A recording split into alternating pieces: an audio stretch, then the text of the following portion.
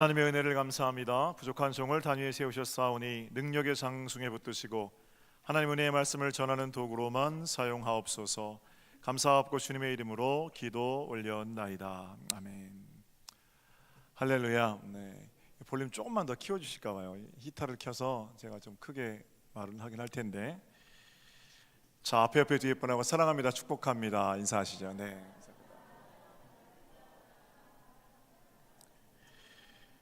좋은 이웃 되기 연속 설교 세 번째 시간입니다. 특별히 오늘 여러분 예배 끝나고 나가실 때 상자 나눠드릴 텐데, 제가 지금 가지고 있는 상자 이 상자입니다. 잘 만들었죠, 그죠? 예.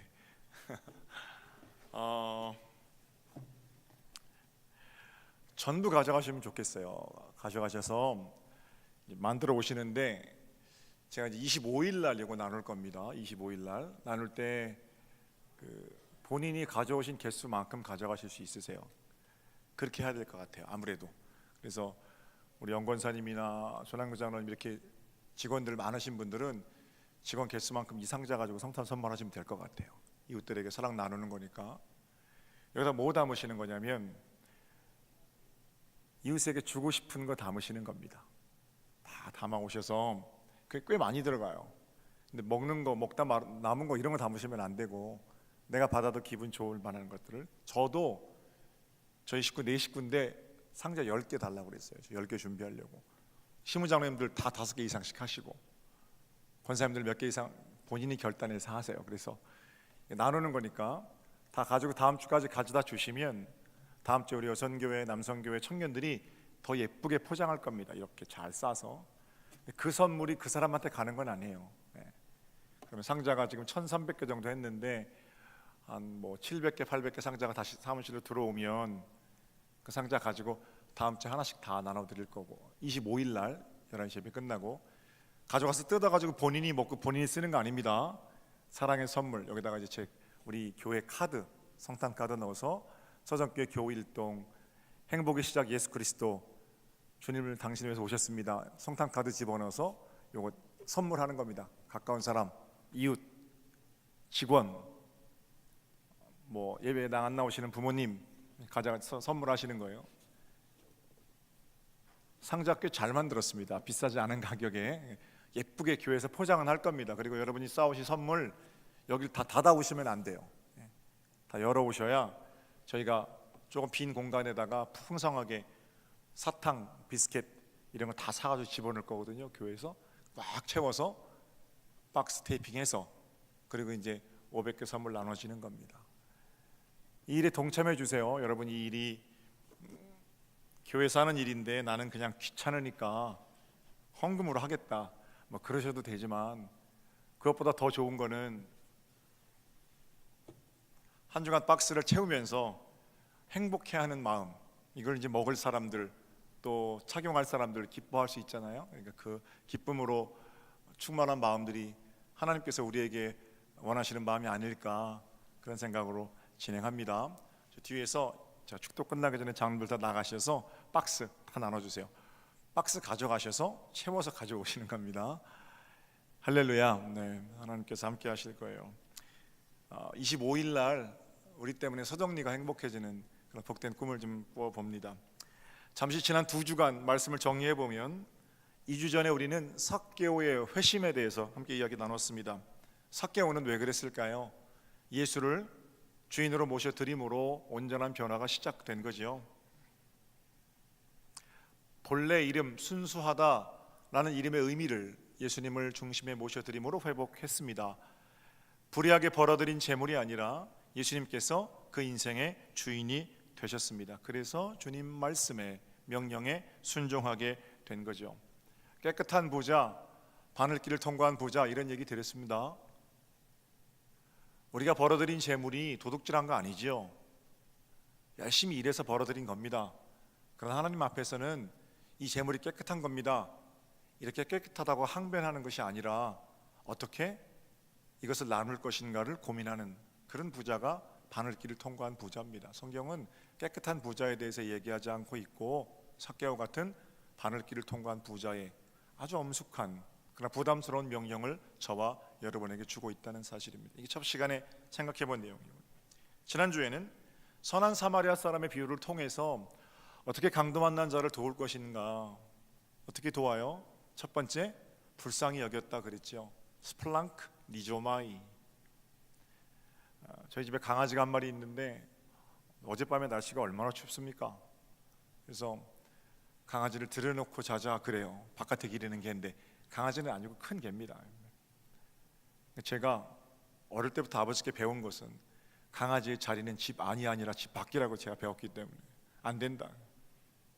제 아내가 저한테 그러더라고요. 지난주에 목사님이 스플랑크 니조마이 설교하셨잖아요. 강아지가 얼마나 춥겠어요. 함께 아파하는 마음이 없다는 거예요, 저한테.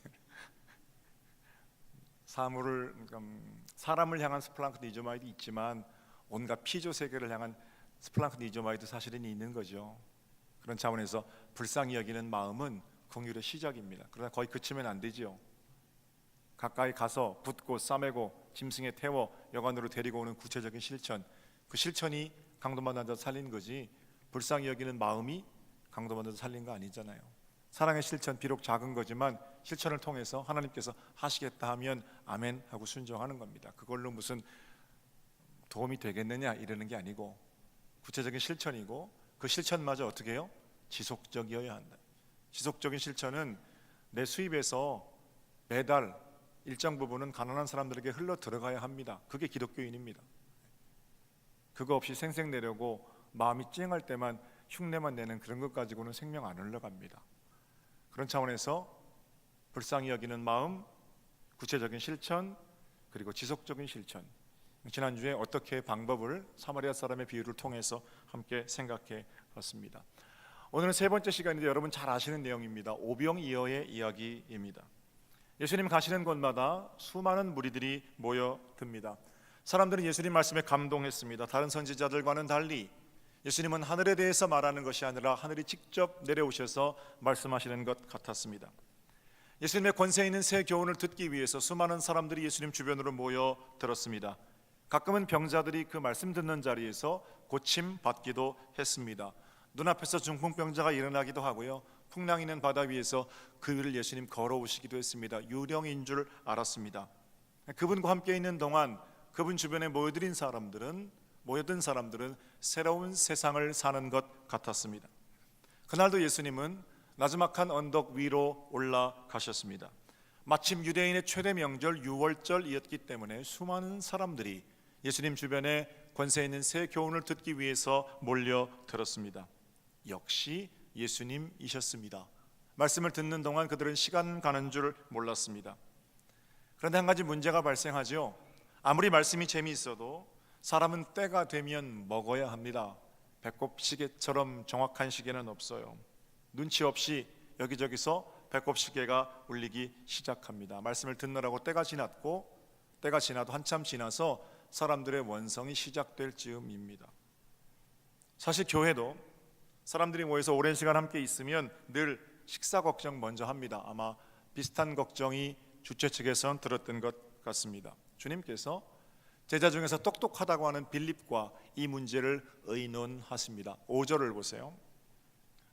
예수께서 눈을 들어 큰 무리가 자기에게로 오는 것을 보시고 빌립에게 이르시되 우리가 어디서 떡을 사서 이 사람들을 먹이겠느냐. 사람은 물론 떡으로 사는 것은 아닙니다만 떡이 없으면 살지 못하는 것도 사람입니다. 더 먹기도 하고 덜 먹기도 하고 어느 정도 먹어서 포만감 채워지는 그 정도는 다릅니다만 어쨌든 사람은 먹어야 살 수 있습니다. 지극하고 당연한 걱정입니다. 예수님 말씀하시는 거죠. 어떻게 이 사람들을 먹이겠느냐. 광야 한가운데서 떡을 살 수도 없고 설령 살 수 있다고 할지라도 그들에게는 돈이 없었습니다. 5절까지만 읽으면 우리 주님도 답답한 마음에 빌립에게 빌립 어떻게 하는 것이 좋겠니? 이렇게 물으신 것처럼 보입니다. 그런데 사도 요한은 예수님께서 어떤 의도를 가지고 이렇게 질문하셨다라고 이야기합니다. 6절을 보세요. 이렇게 말씀하시면, 그러니까 빌립 어떻게 하면 좋겠니? 이 말씀은 친히 어떻게 하실지를 아시고 빌립을 시험하고자 하심이라. 빌립아, 큰일 났구나. 사람이 이렇게 많은데 어떻게 밥을 먹니? 이런 걱정스러운 물음이 아닙니다. 이 물음은 어떻게 하실지를 알고 계시기 때문에 사랑하는 빌립, 너라면 이런 상황에서 어떻게 하겠느냐. 빌립의 중심을 향한 질문입니다. 지난 시간 율법학자에게 주님께서 물으셨지요. 제사장, 레위인, 사마리아 사람 누가 강도 만난 자의 이웃이냐? 율법학자는 대답합니다. 자비를 베푼 그 사마리아 사람입니다. 딩동댕, 너는 100점이다. 그렇게 안 하셨죠. 질문에 의도가 있는 겁니다. 그 질문은 1, 2, 3번 중에 3번 사마리아 사람 맞추기가 아니라 그렇게 깨달은 대로 살아야 한다는 주님의 부탁이 담긴 질문이었습니다. 마찬가지로 오늘 빌립에게 물으신 질문 역시, 빌립 어떻게 하면 좋겠니? 이 사람들이 먹을 양을 계산하라, 돈을 계산하라, 물건을 조달할 장소를 계산하라, 이런 질문이 아니라 너 같으면 이런 상황에서 어떻게 하겠느냐 하는 빌립의 중심을 향한 질문입니다. 우리 주님께서는 저와 여러분에게 늘 이렇게 물으십니다. 너는 어떻게 하겠느냐? 사랑의 박스를 준비하라는 우리에게도 똑같은 질문을 물으십니다. 서정리 땅에 이 박스를 받고 그저 표시라도 좀 나려면, 또는 사람들이 이것 받고 즐거워하려면 박스를 몇 개나 만들어야 되겠느냐, 또는 이 박스 안에 어느 정도 가치 이상의 물건을 담아야겠느냐, 예산은 얼마나 들겠느냐, 어떻게 하는 것이 효율적으로 이 박스를 전달하는 것이겠느냐, 이런 각종 물음들이 우리의 물음이라면, 또는 우리의 대답, 그 물음에 대해서 여러 가지 방법들로 주님께 대답해 드린다면 주님은 그렇게 물으시는 것 아니고, 사랑하는 서정교회 성도들아, 지금 내가 교회를 통해서 이런 일을 하려고 하는데 너는 어떻게 하겠느냐, 이런 질문입니다. 지난주에 당회와 구역회를 지났습니다. 주님께서 새롭게 직분을 맡은 저와 여러분에게 똑같이 물으십니다. 저는 담임 목사로서 우리 교회가 2019년 감당할 사역들을 생각합니다. 주님, 한 600명 정도 주일 출석합니다. 많이 오면 650명, 행사 때는 800명 이렇게 출석하는 교회예요. 1000명만 매주 모이면 주님, 지금보다 더 규모 있게 사역을 할 것 같아요. 주차장 전입금 포함해서 13억, 지난주까지 결산입니다. 주님, 한 20억 정도만 결산이 되면 우리 교회가 못할 게 없을 것 같아요. 이게 인간의 계산으로 주님께 해드리는 대답입니다. 거기에 좋은 미명도 붙일 수 있어요. 교회 부흥, 성장, 외적인 세련됨, 규모, 이런 것들을 가지고 주님께, 주님 이 정도 되면 괜찮을 것 같습니다 라고 대답해 드리기를 원하지만, 주님, 우리 속회가 그저 한 5가정만 짠짠하게 모이면 속회 진짜 재밌게 할 수 있을 것 같아요. 주님께 이렇게 답변을 드리기도 합니다. 주님, 우리 학생회가 100명만 모이면, 우리 청년회가 100명만 모이면, 이런 답변을 가지고 주님께 나아간단 말입니다. 주님께서 그렇게 규모와 세련됨을 먼저 생각하는 저에게 너는 그럼 그 꿈을 위해서 어떻게 하겠느냐, 이렇게 물으신다는 겁니다. 내가 볼 때는 네가 감당해낼 그 일이 아니라 바로 네가 내가 사랑하는 교회인이라. 주님의 마음이 좀 느껴지십니까? 어떻게 하실 줄을 아시고, 그렇죠, 우리 주님께서 우리 인생을 어떻게 하실 줄을 아시고 우리를 테스트하시는 겁니다. 빌립을 시험하시는 그 물음으로 너는 어떻게 반응하겠느냐. 모든 반응은 행동, 모든 행동은 반응이죠. 액션이 행동이고 리액션이 반응 아닙니까? 주님의 말씀에 대해서, 주님의 물음에 대해서 우리가 어떻게 반응하는가 하는 것이 우리의 행동을 결정하는 겁니다. 빌립은 주님의 음성의 의도를 잘 알지 못합니다. 그래서 이렇게 대답합니다. 빌립의 대답이 7절입니다. 빌립이 대답하되 각 사람으로 조금씩 받게 할지라도 200데나리온의 떡이 부족합니다. 주님, 한 2천만 원 정도 듭니다. 여기 모이는 사람들 보니까 그저 떡 하나씩, 생선 하나씩만 먹여도 한 2천만 원 정도 들 것 같습니다. 신속하고 정확한 계산입니다. 짧은 시간에 그걸 계산해서 대답하는 걸 보면 빌립은 능력 있는 제자입니다. 교회에는 이런 능력 있는 사람들 물론 필요합니다. 그러나 주님께서 원하시는 대답은 아니셨습니다. 그 세련됨이나 계산 능력 가지고 교회를 하는 거 아닙니다. 하나님 나라는 계산으로 완성되는 나라가 아니거든요. 그래서 요한은 또 다른 제자를 소개하고 있는데 바로 안드레라는 어부입니다. 9절을 볼까요? 9절. 안드레가 이렇게 말합니다. 여기 한 아이가 있어 보리떡 5개와 물고기 2마리를 가지고 있나이다. 그러나 그것이 많은 사람에게 얼마나 되겠사옵나이까. 한 아이가 가지고 나온 도시락을 예수님께 쭈뼛쭈뼛 가지고 나오는 겁니다. 주님, 이것 가지고 어떻게 안 될까요? 자기도 이 말 하면서 민망하지요. 사실 이런 사람이 직원이면요, 사장님은 굉장히 불편합니다. 직원이 대책이 없는 거거든요. 혼자 먹어도 부족한 아이의 도시락을 가지고 사장님께 나와서 사장님 어떻게 안 될까요? 우리 주님 어떻게 안 될까요? 주님 보고 어떻게 하라는 겁니까? 우직하긴 하지만 그 우직함 때문에 주변에 많은 사람들 굉장히 피곤해지는 겁니다. 그러나 이런 어이없어 보이는 안드레의 행동은 우리 주님께서 원하시는 대답에 가까운 것이었습니다. 우리 주님께서 넌 어떻게 하겠느냐 물으셨으니까 안드레는 가지고 나왔거든요. 주님, 혼자 먹어도 부족한 아이의 도시락입니다. 그저 이것만이라도 함께 나누어 먹기를 원합니다. 작은 것이라도 나누기를 원하는 예수님의 마음, 안드레의 마음이었죠. 우리 주님은 그 도시락을 받아 드셨습니다. 그리고는 사람들을 앉게 하십니다. 도시락 위에 축사하시고 사람들에게 나누어 주셨습니다. 성경에는 기적이 일어났고 장정만 5,000명이 물고기와 떡을 배불리 먹었으며 12광줄이 충분하고 넉넉하게 남았다, 이렇게 증거하고 있습니다. 자, 이 이야기에서 우리가 먼저 주목할 사실이 하나 있는데, 음식이 한없이 늘어났다, 여기에 이 이야기의 포커스를 맞추면 안 됩니다. 만약 도시락의 복제, 도시락의 확장, 이런 것이 본문이 전하는 의도였다면, 그래서 주님만 함께 계시면 우리는 먹을 것 걱정 안 하고 살 수 있다, 이 얘기를 전하는 것이라면 우리 주님은 바로 그 자리에서 경제 대통령으로 눌러 앉으셔야 했습니다. 그러나 성경을 조금만 더 읽어보면 이 이야기는 도시락이 한없이 늘어났다는 얘기가 아니라 예수님께서 생명의 빵이시라는 얘기입니다. 6장을 쭉 읽어가시다 보면요, 사람들이 도시락이 늘어나고 배불리 먹은 자리에서 예수님을 경제 대통령으로 앉히려고 합니다. 내친 김에 주님을 임금으로 모시려고 합니다. 주님께서 임금님이 되시면 먹고 살 걱정은 안 해도 되거든요. 다른 건 아무리 잘해도 먹고 사는 문제 놓치면 지지율 떨어지잖아요. 다른 건 좀 서툴러도 국민들 먹고 살만하게 해주면 그 사람 대통령 계속 할 수 있는 거 아닙니까?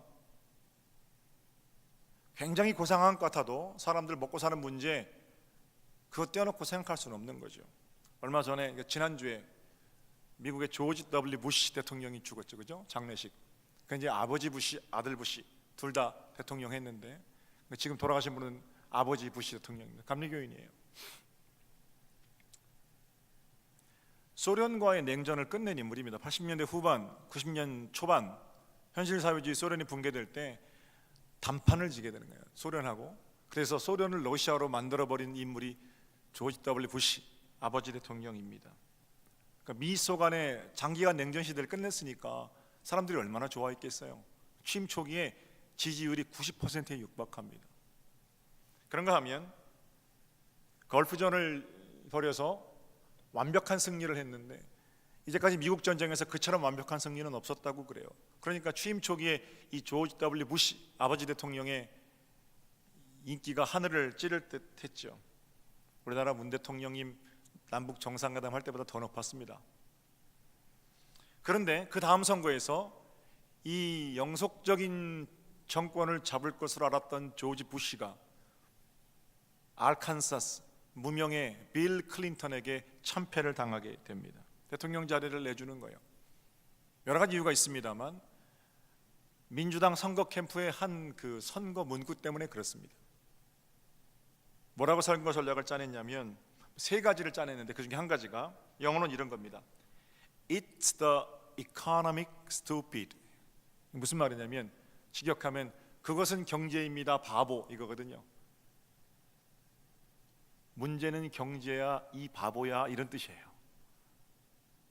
세계 경찰 노릇을 하고 소련을 붕괴시키고 걸프전에서 엄청난 승리를 거둬서 인기는 올라갔지만 그 일 때문에 또는 그 일을 겪으면서 미국에 사는 시민들의 삶이 피폐해졌거든요. 경제가 어려워졌어요. 그러니까 이 사람이 그 틈을 딱 파고들어서 It's the economic. 문제는 경제야. Stupid. 이 바보야. 사람들이 너무 살기가 힘들거든요. 살기가 힘드니까 그 말을 마음속에 새기는 거예요. It's the economic stupid. 그래서 조지 W 부시를 향해서 이 바보야, 그렇게 세계 경찰 노릇을 하지만 문제는 경제야. 우리가 먹고 살기 힘들어. 그렇게 사람들이 말하기 시작해요. 그리고 그 문구를 통해서 빌 클린턴이 대통령에 당선이 되게 되는 겁니다. 그만큼 먹고 사는 문제는 세계의 거대한 이념 전쟁을 끝낸 인물에게도 먹고 사는 문제는 중요한 거예요. 절박한 거고 직결되는 겁니다. 예나 지금이나 변함이 없습니다.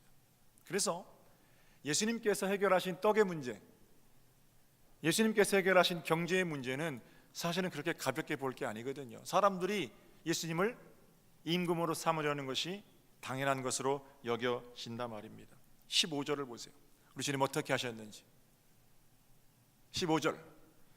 그러므로 예수께서 그들이 와서 자기를 억지로 붙들어 임금으로 삼으려는 줄 아시고 다시 혼자 산으로 떠나가시니라. 경제 대통령이 되어달라는 거예요. 경제 문제, 밥 문제만큼은 당신이 해결할 수 있으니까 주님께서 어떻게 해요? 산으로 떠나가셨다. 그리고 내려오십니다. 6장을 쭉 읽어가시다 보면 6장이 끝나기도 전에 이런 구절들이 나와요. 떡을 주세요. 아직도 모여 있어요, 사람들이. 예수님 입에서 무슨 말씀이 나올까? 그분은 불과 얼마 전까지만 해도 보리떡 5개와 물고기 2마리로 5,000명을 먹이신 분이십니다. 그런데 주님께서 뭐라고 그러시냐면 너희들은 떡을 원하지만 내가 떡이다 그러세요. 아니 무슨 말이에요 이게? 지금 우리는 의미로 알죠. 2000년이 지나서. 그런데 내가 떡이야. 나를 먹고 나를 마셔야 돼. 하나둘 이상하게 느끼는 사람들이 예수님을 떠나기 시작합니다. 쭉 읽어가다가 6장 66절쯤 보면 이런 얘기가 있어요. 무리들이 다 떠났고 변변치 못한 처음 예수를 따라다녔던 12명만 거기 남았거든요. 그때 주님께서 물으세요. 다 떠난 자리에서 너희도 가겠느냐? 나를 먹고 마셔야 된다. 내가 생명의 떡이다. 이 말씀을 듣고 다 떠났는데 너희도 먹고 사는 문제가 해결 안 되면 나를 떠나겠느냐? 생명의 말씀이 여기 계시니 우리가 어떻게 떠납니까? 그리고 남은 사람이 12명이에요. 5,000명이 모였다가 12명이 남았어요. 2018년 만약에 우리 주님께서 베세다 교회, 베세다 광약교회 담임 목사님이셨다면 여지없이 쫓겨났을 겁니다. 5,000명을 모아놓으니까 12명 남기고 다 쫓아냈는데 그 목회 제대로 하는 거 아니죠. 드리고 싶은 말씀은 이 이야기의 초점은 도시락의 무한 확장이 아니라는 겁니다. 예수 믿으면 먹고 살만해지고, 예수 믿으면 굶지 않고, 예수 믿으면 5,000명, 5만 명, 50만 명, 500만 명 배불리 먹고, 이런 싸구려 복음이 아니라는 거예요. 그럼 뭡니까? 도시락을 바치고 주님 안에서 함께 나누고 즐거워하는 희생과 헌신의 이야기입니다. 그리고는 마침내 인류를 위해서 자신을 내어주신 생명의 도시락 되어주신 주님을 예표하는 이야기이기도 합니다. 또한 우리도 생명의 도시락으로 나눠주면서 그렇게 살아야 한다. 바치며 살아야 한다. 작은 것이지만 주님께서 성령의 기름 부어주시면 5,000명이 먹고 남음이 있는 생명의 부흥이 있을 것이다. 세상에서 제일 맛있는 도시락은 나눠 먹는 도시락입니다. 지금이야 급식을 먹지만 예전에 도시락 싸가지고 다녔잖아요. 요즘처럼 추운 겨울에는 있는 집 애들은 그래도 보온 도시락이네요. 그렇죠? 고등학교 다닐 때 저도 이제 제 동생하고 연년생이기 때문에 그때는 점심 저녁을 다 쌌습니다. 그리고 도시락도 지금처럼 예쁘고 작은 도시락이 아니에요. 그때는 왜 그렇게 많이 먹었는지 몰라요. 한 끼가 막 도시락이 이만해요. 두껍고 4개를 싸놓으면 밥을 하나 해서 어머니가 이제 4개를 싸주십니다. 점심시간이 되면 도시락 까놓고 먹는데요. 물론 2교시 끝나고 먼저 하나 먹고 4교시 되면 이제 저녁 도시락 먹는 거예요. 차가워지니까 그걸 다 데펴가지고 엄청 먹었는데 그때는 또 계란 훔쳐 먹는 애들이 많아가지고요. 계란을 도시락을 싸면 계란 위에다 하나 넣잖아요. 체육시간 갔다 오면 계란이 없어졌어요. 탁 열고 계란만 딱 먹는 거예요. 그래서 계란을 밑에다 깔잖아요. 그럼 뒤집어가지고 계란을 또 먹어요. 그래서 나중에는 밥을 반 넣고, 엄마 밥을 반 넣고 계란을 그 사이에 넣고 그 위에 다시 밥을 넣으셔. 그래도 점심시간이 되면 다 펼쳐놓고 도시락 먹습니다. 혼자 먹는 애들이 있어요. 둘 중에 하나입니다. 친구가 없든지 소세지 반찬 싸왔든지 그럼 혼자 먹는 거예요. 대부분은 그러나 펼쳐놓고 같이 먹습니다. 지금도 그 맛을 잊을 수가 없어요. 도시락은 나눠 먹는 도시락이 제일 맛있어요. 상표를 좀 말씀드려서 그렇습니다만 와이파이 도시락이라는 것도 있어요. 데이터를 이번에 아르헨티나 가서 제가 썼는데, 아르헨티나는 1분에 6,000원입니다 전화 통화 요금이. 그러니까 그 전화 못 쓰잖아요. 그래서 인터넷을 사용해야 되는데 호텔이 아닌 데서는 그 뭐 자유롭지 않거든요. 그래서 다니면서 쓰기 위해서 자료도 보내야 되고, 그러니까 우리 PD님이 와이파이 도시락이라는 걸 가지고 왔어요. 그 PD 옆에만 가면 비밀번호만 치면 그 사람이 가지고 있는 데이터를 어떻게 해요? 나누어서 쓰는 거예요. 이름을 진짜 잘 진 거예요. 도시락, 나눠 먹는 데이터. 여러분, 도시락의 위대한 점은 나눠 먹는.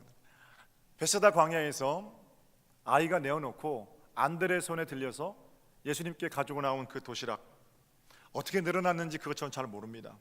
성경에는 그리고 도시락 확장법 이런 거 없습니다.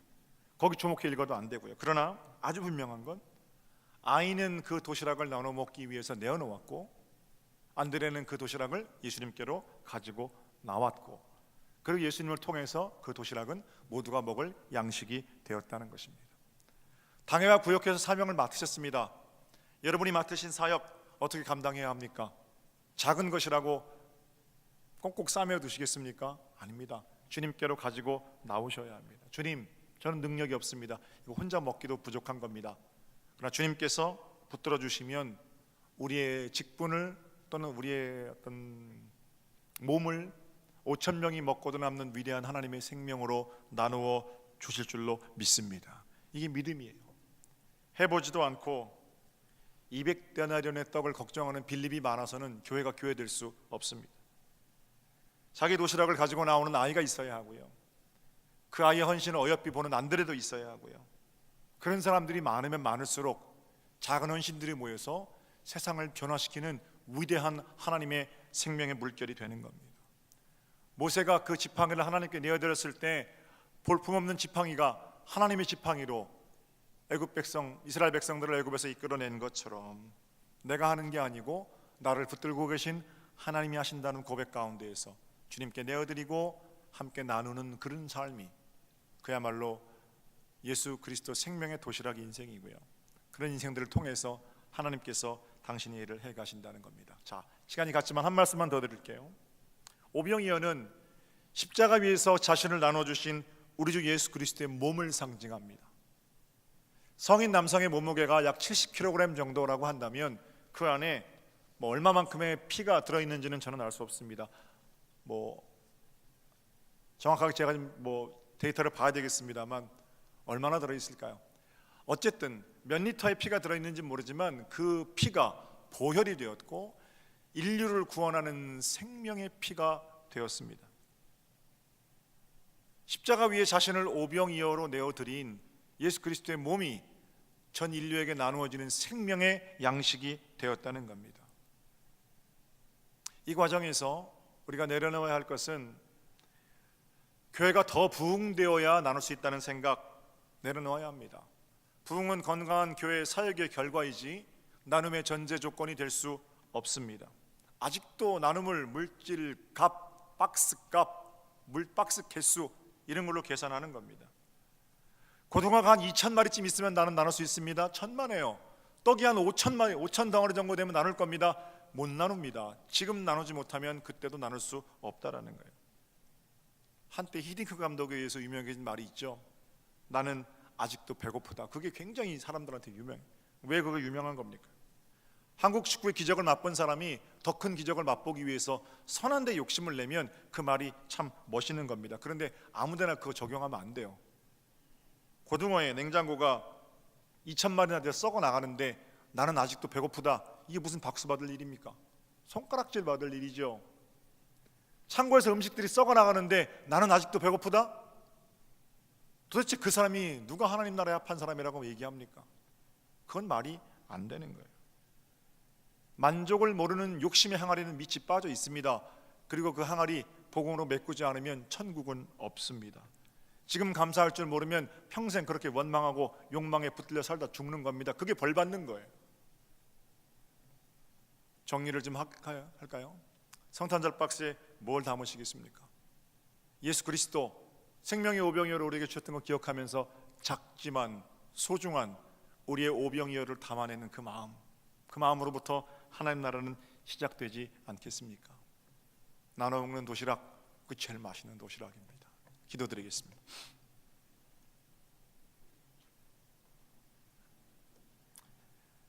자신을 십자가 위에서 내어주신 예수 그리스도, 우리 주님께서 오병이어 되심으로 우리가 살았습니다. 생명의 오병이어 우리 주 예수 그리스도를 기억하며 이번 한 주간 우리가 사랑의 박스를 준비할 텐데, 우리 자신을 오병이어로 내어놓는 복 있는 헌신 우리 가운데 있게 하시고, 우리 함께 나눌 때 주님의 생명도 나누어지는 복된 역사로 인쳐 주시옵소서.